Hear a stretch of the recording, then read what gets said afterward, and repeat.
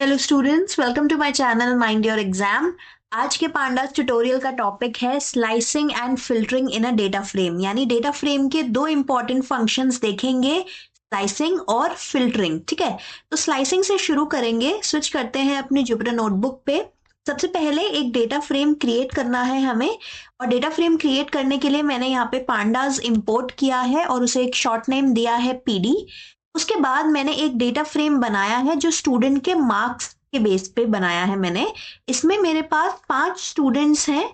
Dictionary से मैंने data frame बनाया है, तो की वैल्यू पेयर्स के फॉर्म में यहाँ पे मैंने डेटा इनपुट दिया है डेटा फ्रेम क्रिएशन के टाइम पे।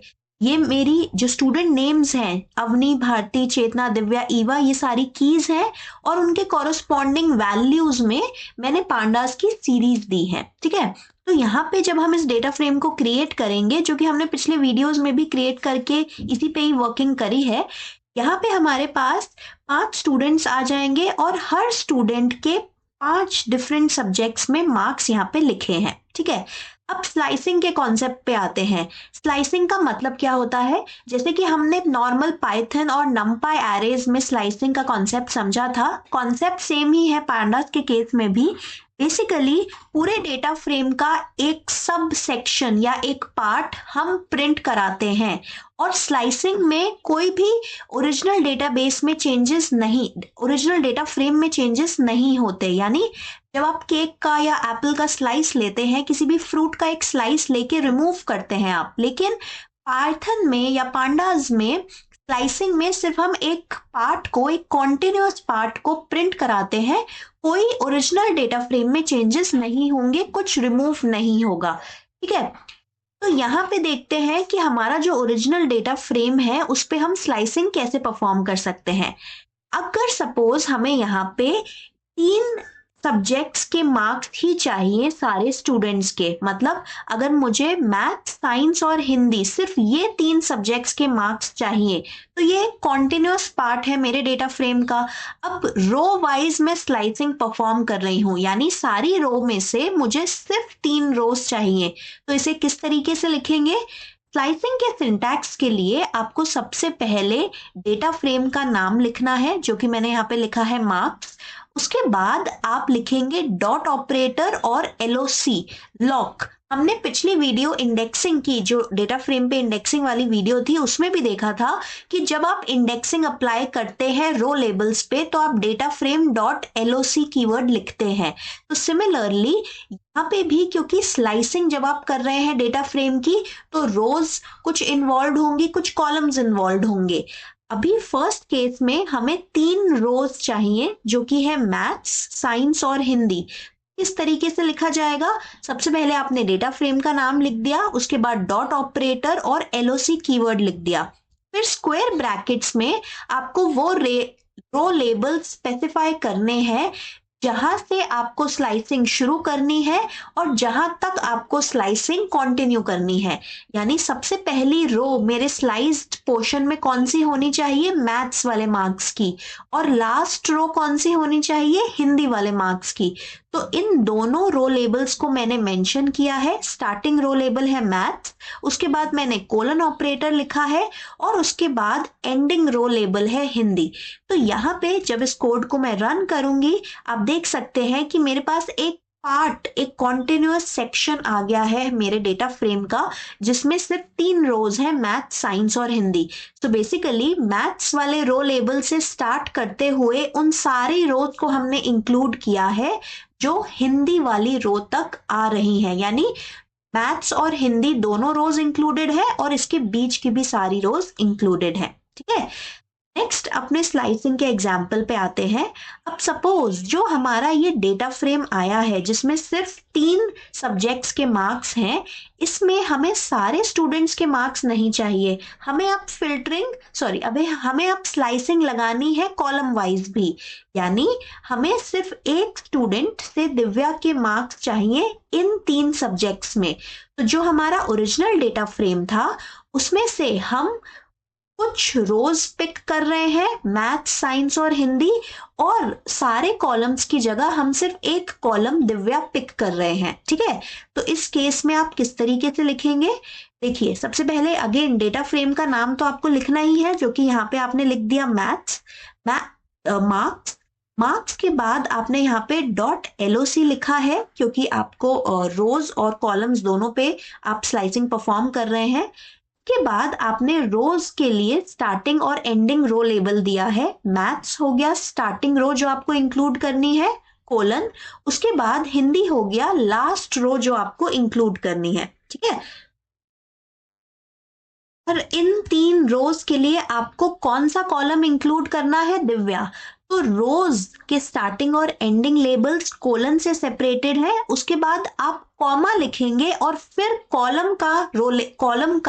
कॉलम लेबल मेंशन करेंगे। ठीक है, तो यहाँ पे हमारे पास डेटा फ्रेम का एक सेक्शन आएगा जिसमें कौन सा कॉलम विजिबल है? दिव्या के मार्क्स विजिबल है। और कौन से सब्जेक्ट्स में विजिबल है? मैथ, साइंस और हिंदी। तो जो रोज चाहिए आप कोलन से स्टार्टिंग और एंडिंग इंडेक्स स्पेसिफाई करिए, वो सारी रोज आ जाएंगी। मतलब रो लेबल्स के फॉर्म में आपने रो इंडाइसेस स्पेसिफाई करे हैं, और जो कॉलम चाहिए उस कॉलम का नाम आपने कॉमा के बाद मेंशन किया है। अब सपोज आपको मल्टीपल रोज चाहिए और कॉलम्स भी मल्टीपल चाहिए, यानी सपोज आपको अवनी, भारती, चेतना के सारे सब्जेक्ट्स के मार्क्स चाहिए, तो उस केस में आप क्या करेंगे? यहाँ पे क्योंकि आपको रोज सारी इंक्लूड करनी है, तो इस केस में 2 ऑप्शन है। या तो आप फर्स्ट रो का नाम लिखिए इंग्लिश और लास्ट रो का नाम लिखिए फ्रेंच। यहाँ पे अगर मैं इस तरीके से लिखती हूँ, फर्स्ट रो जो मुझे इंक्लूड करनी है वो है इंग्लिश, और लास्ट रो जो मुझे इंक्लूड करनी है वो है फ्रेंच। तो सारी रोज मेरी इंक्लूड हो गई। और अब इन सारे सब्जेक्ट्स के लिए मुझे कौन कौन से स्टूडेंट्स के मार्क्स चाहिए? मुझे सिर्फ अवनी से लेके चेतना के मार्क्स चाहिए, यानी मुझे फर्स्ट 3 कॉलम्स चाहिए। तो उस केस में मैंने यहाँ पे कॉलम में भी कोलन से सेपरेट करते हुए स्टार्टिंग कॉलम लेबल स्पेसिफाई करा है और एंडिंग कॉलम लेबल स्पेसिफाई करा है।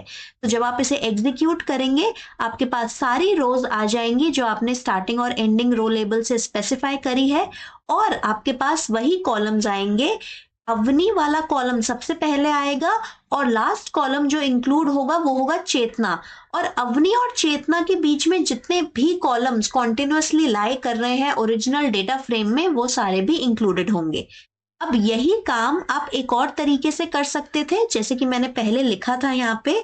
अगर आपको सारी रोज इंक्लूड करनी है तो आपको स्टार्टिंग और एंडिंग रो इंडेक्स मेंशन करने की भी जरूरत नहीं है। स्टार्टिंग और एंडिंग रो लेबल ऑटोमेटिकली लिया जाता है अगर आप कोलन ब्लैंक छोड़ते हैं।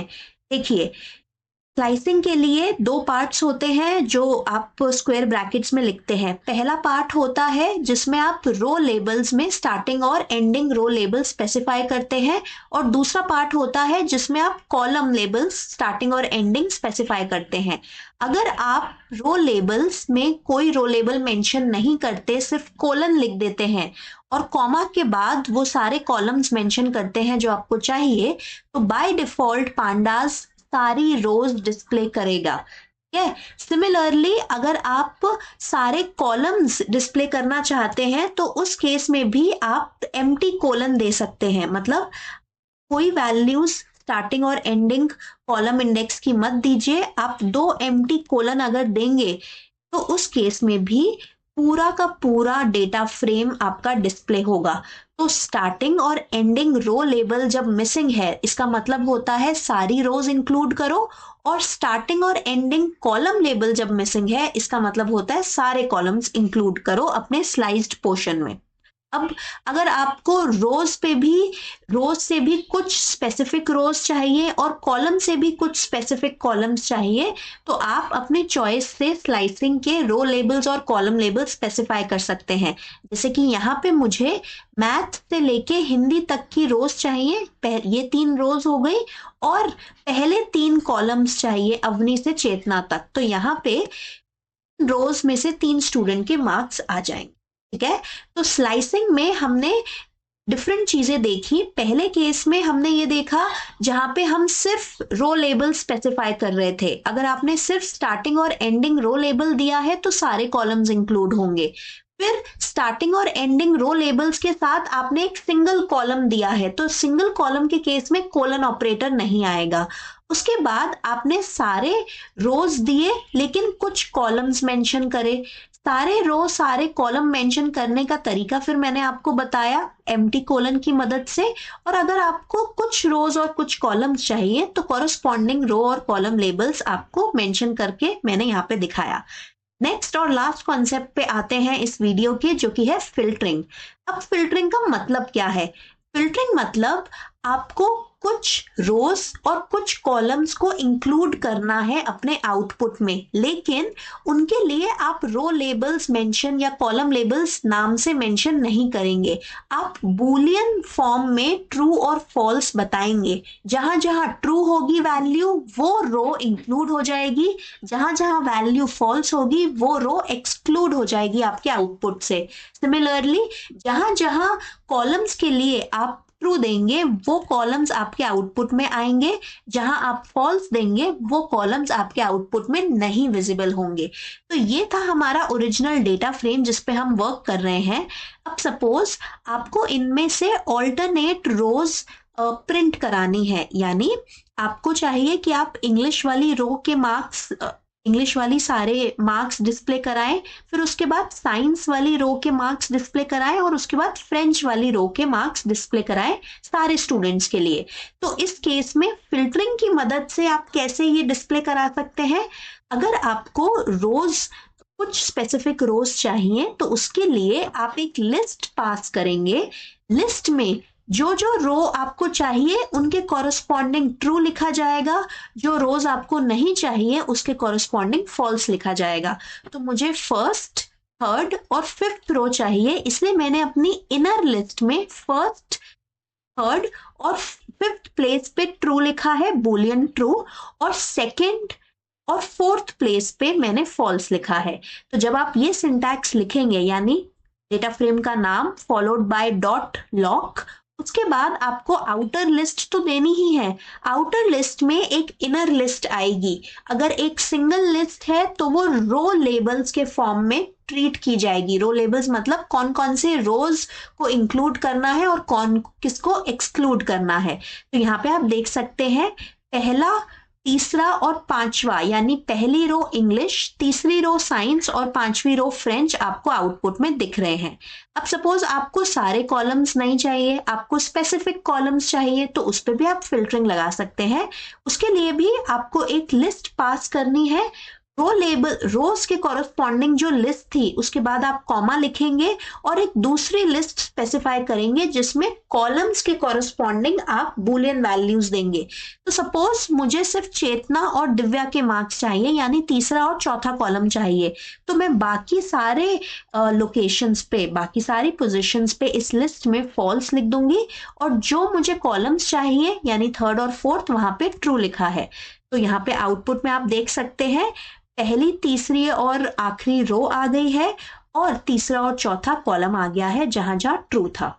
ठीक है, तो ये है फिल्टरिंग और स्लाइसिंग का कॉन्सेप्ट। दोनों ही कॉन्सेप्ट्स को यूज करके आप डेटा फ्रेम का एक कॉन्टिन्यूअस सेक्शन प्रिंट करा सकते हैं। दोनों अपने अलग तरीके हैं, लिखने का सिंटैक्स अलग है, लेकिन कॉन्सेप्ट या काम ऑलमोस्ट सिमिलर हो रहा है कि एक पार्ट, एक सब सेक्शन एक डेटा फ्रेम का प्रिंट करा रहे हैं। तो आई होप आपको वीडियो पसंद आई हो। मेंशन करिए कमेंट सेक्शन में क्या सीखा आपने इस वीडियो से, कैसी लगी video. Thank you for watching. Till we meet in the next video. Mind your exam.